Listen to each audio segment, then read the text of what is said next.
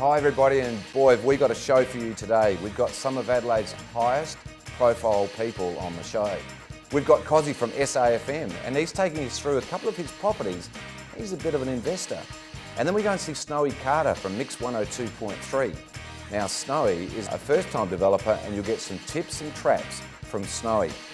Then of course we head off to North Adelaide to see SA's finest, an incredible property, and you'll see inside that, you'll love it. And the treasurer, Mr. Kevin Foley, and Kevin's with us right now. Well, Toopy, we better hurry up with this, mate, and get into it. You and I will have a bit of sparring and a bit of fireworks as we debate the merits or otherwise of stamp duty and land tax. So I'm looking forward to it. But you've got an action-packed program, and you and I are going to have to have some time, so let's get into it. Well, today a longer show than normal. We've got action-packed, but also very full program. It'll run about 40 minutes, so hopefully you've got a long lunch. We've got Katrina Webb, who won all of those gold medals and silver medals and bronze medal in the Olympics. What a terrific lady. We'll get to have a chat with her shortly. Don't forget 1-800-TOOP. That's our live and interactive line. Ring in now and we'll take your call later in the program. And also the inside story we'll go to now and have a look at some feedback about what we can do in South Australia. If I was in charge of Adelaide, what I would do is make sure the supermarkets stay open later than 4 p.m. on Sundays. I'm happy with Adelaide. I prefer if the Adelaide stays smaller. I think it's quite a good city. Safe and quiet. Definitely more pigs. Nice roof over the around the mall.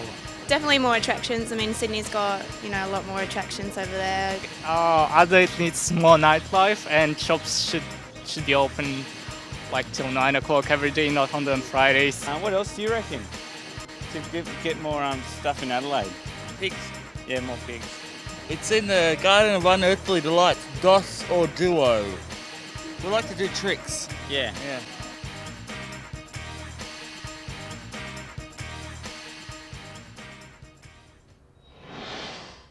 How cool is Adelaide? Late February and mad March. There is so much going on. A lot of fun in the city. You wouldn't want to be anywhere else in the world. Now, speaking of anywhere else in the world and speaking of living in this beautiful place of ours, we have joining us today the President of the Property Council of Australia, Justin Hazel.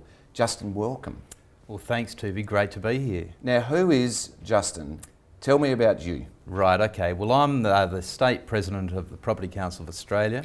I also sit on the National Board of the Property Council of Australia. The Property Council of Australia has members whose property interests are in the order of $35 billion nationally, and locally at a state level, our members control about $6 billion worth of real estate in South Australia. In addition to that, I also am a development and property consultant with an organisation, Connor Holmes, and that's pretty much who I am. So you know your way around property? Got a bit of an idea. Tell me about the 30-year plan. Well, the 30-year plan was released by the government last year. It sets in place a growth strategy to accommodate forecast growth projections for the state over the next 30 years. Currently, Greater Metropolitan Adelaide has about 1.3 million people living in it, and over the next 30 years, the projections are that that growth is going to increase by 560,000 people, and they're going to be accommodated in 260,000 new dwellings. Now, this plan essentially establishes where that growth is going to occur and how it's going to occur. Now, Justin, did you say it was last year, or when was it actually released? It was released last week. Last week, right. But it was released in draft format last year, and it went through an extensive consultation process involving the local community, local governments, and also industry organisations such as the Property Council. So is this the first of its nature, or is this a replacement for an earlier plan? Look, this is the first of its nature. This is the first of its nature nationally, and for that reason, we're expecting that it's going to fairly heavily influence infrastructure investment at a federal level. So this, and being like a bit of cynic this time of a campaign and election, is it an election stunt?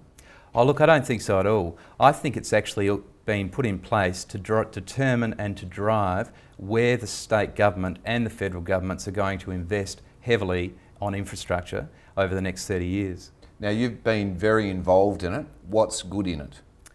Well, there's a whole lot of good things in it. Essentially, the growth is going to come 70% through infill.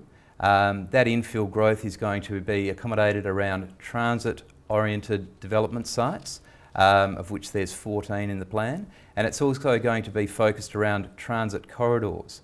So 70% of the growth is going to happen in inner city or inner metropolitan areas. The remaining 30% of the growth is going to come through growth in regional townships and expansions to existing townships, places like Gawler, Mount Barker, Murray Bridge, Concordia, Roseworthy, and out south you've even got growth in areas like Galway and Victor Harbour. And in terms of, you've looked through it, anything bad? No, there's some challenges that are going to arise out of it. Obviously, one of the biggest challenges is going to be how do you accommodate 70% growth in infill, which is going to require a change in the mindset of consumers in this state who are used to their traditional quarter-acre block. So will we see more like the Delphin developments where they're small courtyard type block developments, or will you see high-rise? I think you're going to see a combination of all of that. At the end of the day, consumers are obviously going to drive the outcomes, but the plan proposes for a combination of low, medium density and high density development, as well as traditional low density development in the outlying areas. By medium density development, I'm talking about 30 dwellings per hectare, possibly up to 40, which would be fairly compact townhouse style allotments, and these days they go down to 120 square metres for a block. By high density I mean fairly intensive apartment style development, but you're also going to have the more traditional courtyard type allotments in the outlying suburbs. Now we think of apartments in high rise, if you like, 3, 4, 10 storey, only in the CBD or right around the edge of the city. Will we see them in regional areas, or not regional, but say Tea Tree Plaza or Golden Grove kind of area? Will there be any of that sort of development in the suburbs? Look, there's 14 transit-oriented development sites that have been identified in the plan. They include places like Port Adelaide, Glenelg, Bowden, Keswick, Bedford Park, plus a whole heap of others. And they will accommodate differing forms of density subject to the market's demands. But some of those sites are going to have apartment development on them, and those apartment developments could be as high as 10 storeys. Okay, and just where do you get a copy of that report? I notice you've got it there. Yeah, look, I've got a copy of the report here, all 240 pages of it, and it's available from the Department of Planning and Local Government, or I think you can probably get it on their website.